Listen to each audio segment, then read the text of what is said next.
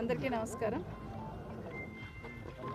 ఈరోజు అల్మాస్గూడలో స్వేచ్ఛ నివాస్ కానీ సౌభాగ్యపురం కాలనీ కానీ మిగతా కేఆర్ఆర్ హిల్స్ ఇవన్నీ కూడా తిరగడం జరిగింది.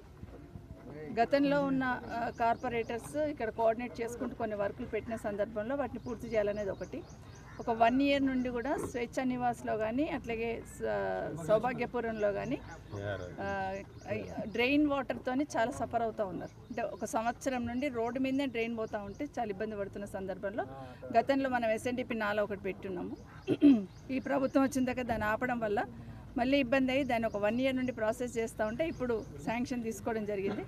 ఇంచుమించు 3 కోట్లు తీసుకున్నాం. మొత్తం కూడా అడికెళ్ళి కింది వరకు టెండర్ ప్రాసెస్లో ఉంది. దాన్ని పూర్తి చేసి దాదాపుగా 1.5 year నుండి కాలనీ వాళ్ళు ఇబ్బందులు పడ్డారు. భవిష్యత్తులో ఆ ఇబ్బందులు లేకుండా చేయడానికి అనేది దాన్ని మొదలు పెడతాం. ఇప్పటివరకు చాలా సహకరించారు మా కాలనీ వాసులు అందరూ. కింద పడ్డారు, డ్రైన్లో పడ్డారు, పాపం చాలా ఇబ్బంది పడ్డారు మహిళలు, పిల్లలందరూ. ఇక భవిష్యత్తులో ఆ ప్రాబ్లం లేకుండా పర్మనెంట్గా చేసే ప్రయత్నం ఒకటి. అట్లాగే సైమల్టేనియస్గా డ్రైన్ కూడా చిన్నగా ఉంది అన్నారు. డ్రైనేజ్ని కూడా అప్గ్రేడ్ చేస్తూ భవిష్యత్తుకు ఇబ్బంది లేకుండా పై నుండి అన్ని వాటర్ ఇక్కడే వస్తాయని చెప్తున్నారు కాలనీ వాసులు అందరూ.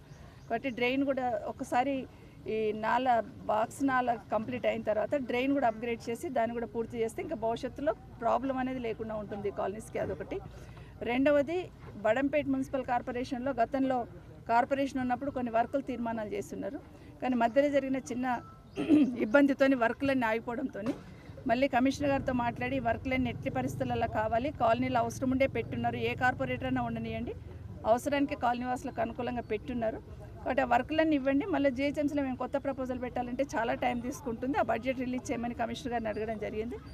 దాదాపు 800 పైచిలకు వర్కులు ప్రతి కాలనీలో, బడంపేట మున్సిపల్ కార్పొరేషన్లో ఉన్న ప్రతి కాలనీలో డ్రైన్ కావచ్చు, రోడ్ కావచ్చు, అవన్నీ కూడా కమిషనర్ గారు ఒక కమిటీ వేస్తున్నారు ఒక 10 మంది ఆఫీసర్లతో.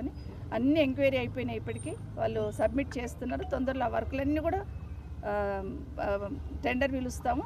అందరు కాలనీ వాళ్ళకి, ఈ ఒక్క కాలనీ కాదు, అందరు కాలనీ వాళ్ళకి కూడా మేము ఈ ఏరియాలలో ఏ వర్కులు అయితే శాంక్షన్ ఉన్నాయో డ్రైన్ కానీ రోడ్ కానీ తొందరలో టెండర్ పిలిచి వాటన్నిటిని కూడా మొదలు పెడతాము. బడ్జెట్ రిలీజ్ చేయడానికి కమిషనర్ గారు ఒప్పుకున్నారు. తొందరలో మొదలు పెడతామని కూడా తెలియజేస్తా ఉన్నాను.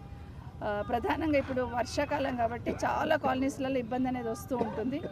ఒక దగ్గర నుండి ఒక దగ్గరికి చెరువులు మన దగ్గర చాలా ఉన్నాయి కాబట్టి కొంత ఇబ్బంది అయితే ఉంటుంది. మా గౌరవ కార్పొరేటర్స్, ఎక్స్ కార్పొరేటర్స్ అందరికీ నా రిక్వెస్ట్ ఏంటంటే, మా పదవి అయిపోయిందని దయచేసి వదిలిపెట్టకండి. కాలనీ వాసులకు ఇబ్బంది ఉంటుంది, వాళ్ళు ఎవరికి అడగాలో తెలియని పరిస్థితులలో ఉంటారు.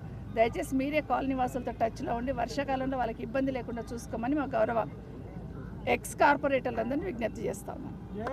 అందరికీ నమస్కారం.